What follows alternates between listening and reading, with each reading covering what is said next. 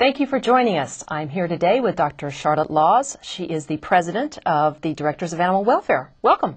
Thank you. Please to be here. Tell me more about DAW and what the purpose is in the neighborhoods. We started this, well actually I started this program probably about 6 months ago and passed it through my council, which is the Greater Valley Glen Council. And the idea is that every neighborhood council would appoint someone to be the director of animal welfare for that particular area or that community.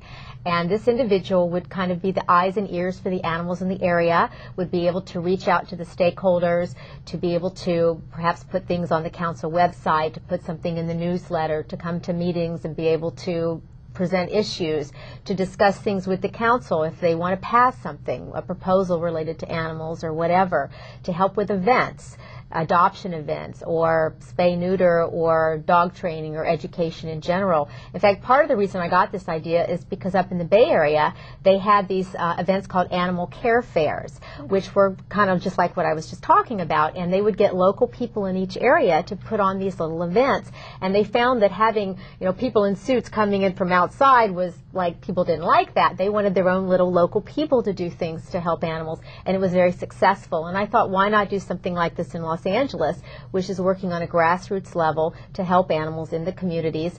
And plus, every area has different problems or needs. Some areas have horses, some have coyotes, some have dog fighting, whatever it may be. So you have all sorts of different issues, and this way you can break it up by community so that you can better serve the needs of the animals.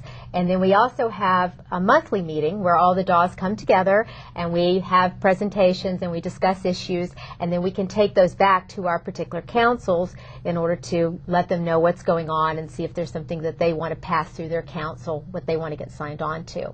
And we've been very successful. We've had extremely good response from the neighborhood councils. Currently we have about 24 DAWs. We want to get everyone involved in this program, and we have worked with helping feral cats at a facility that the facility was going to just kill all of these cats, and the DAW in that area was able to, we had a meeting and we were able to get the facility to agree to spay neuter all the cats and have the cats live out their lives there. We've worked with the no-kill animal shelters in Los Angeles trying to make them no-kill, so we've worked with proposals and that kind of thing. We've had various events, adoption events, and along those lines, and helping various councils working together on those types of things. So there are just many, many areas that one can look into for animals to help animals. So it could be a neighbor trying, somebody's having a problem with neighborhood barking and issues like that. It really could be anything. We're hoping to put on the website ways to resolve issues. Mm-hmm. And I guess there's a mediation facility that's free where they will look at neighborhood problems and issues. So we're going to put that information on our website. I know that the Silver Lake DAW is sending out a questionnaire to all of the people in the community to see what they think needs to be worked on with regards to animal issues. So that's one way to also kind of find out what people in the area think is important, and then you can address those issues. So those are things that we have in the works right now. So obviously in Los Angeles we have issues that some people are very fond of the wildlife, let's say at the Wildlife Preserve in Van Nuys and Lake Balboa. Some people are interested in cats and dogs. Some people might be interested in the wildlife that's maybe predatory in some sense, but really ones we have to protect. So it gives everybody an opportunity to have within the neighborhood councils a voice towards the bettering of it. And then they can take allotted monies that each neighborhood council gets. If the council wants to allot money, they can do that, because each neighborhood council gets $50,000. If they want to put a little money towards this or that, they can always vote to do that. I mean, it's up to the discretion of the council what they want to do with their money.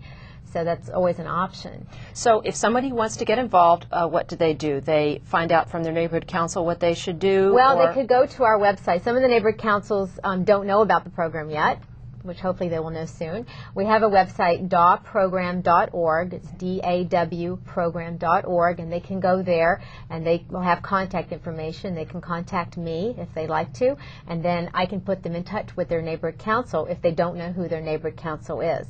If they do, they can go to their council and they can say, I would like to be your DAW, or I'd like to be a volunteer and help with this program, or please appoint someone, or whatever it is that they want to do. Great. Well, thank you very much. Thank and you. we look forward to more DAWs in the neighborhoods in Los Angeles and around the state. And if you want to get involved, please follow what Dr. Laws says and get involved. Thank you so much for joining us.